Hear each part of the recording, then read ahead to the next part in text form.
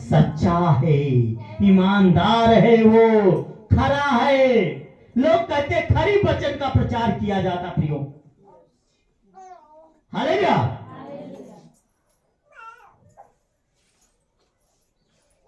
Hallelujah, hallelujah, hallelujah.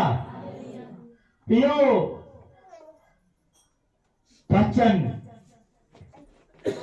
वचन को लागू करो। ये दिल बड़ा नाजुक है। दिल एक उपजाऊ मिट्टी की तरह है। दिल में इस जो कुछ आप बोओगे तुरंत उपज जाता है। बहुत नाजुक होता है। किसी से भी दिल तुरंत लग जाता है। Hallelujah, hallelujah. लेकिन हाँ, जिस दिल को आप उपजाऊ है, समझ रहे हो, इसमें जैसा बीज डालोगे वैसा निकम्मा बीज डालोगे प्रियो तो निकम्मा निकलेगा, और अच्छा बीज डालोगे तो अच्छा निकलेगा। आज अपनी सेवा को पहचानिए प्रियो।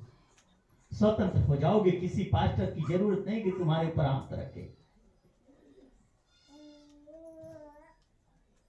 तुम स्वयं सक्षम बन जाओगे प्रियो,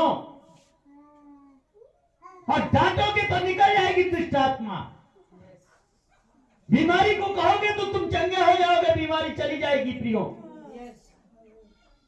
केवल आप अपनी सेवा को पहचान लीजिए तो ये सब सारे अधिकार इधर से भी आएंगे, उधर से भी आएगा, उधर से भी आएगा। ये सब सारा अधिकार तुम्हारे हाथों में होगा, तुम्हारे शब्द में होगा, तुम्हारी आंखों में होगा, तुम्हारे इशारे में होगा। तुम्हारे इशारे के द्वारा हर काम सफल होते चले जाएंगे प्रियो। केवल अपनी सेवा को पहचानिए। अंधलोक के फाटक कभी प्रबल नहीं होंगे। केवल अपनी सेवा को पहचानिए। हालेलुया। लोग कलेसिया में चले आते, आराम से चले आते, कोई समय नहीं, कोई समय नहीं है। चाहे जब पहुंचो, कोई नियम नहीं है। हालेलुया। स्थापित कैसे होता है? परमेश्वर का राज्य कहां जो खोज करे, बताइए आप। जहां वचन बोलोगे वहीं परमेश्वर का राज्य स्थापित है, प्रकट हो जाएगा। आमीन।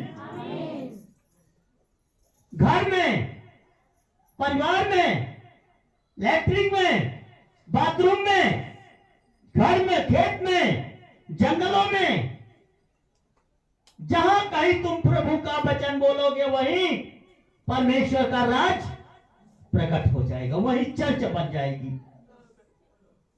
आमीन।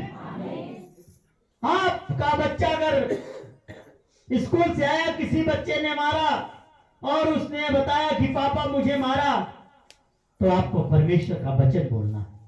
लेकिन हम वचन नहीं बोलते हैं। हम उसके घर पर लड़ने के लिए या दूसरे दिन स्कूल में लड़ने के लिए पहुंच जाते हैं।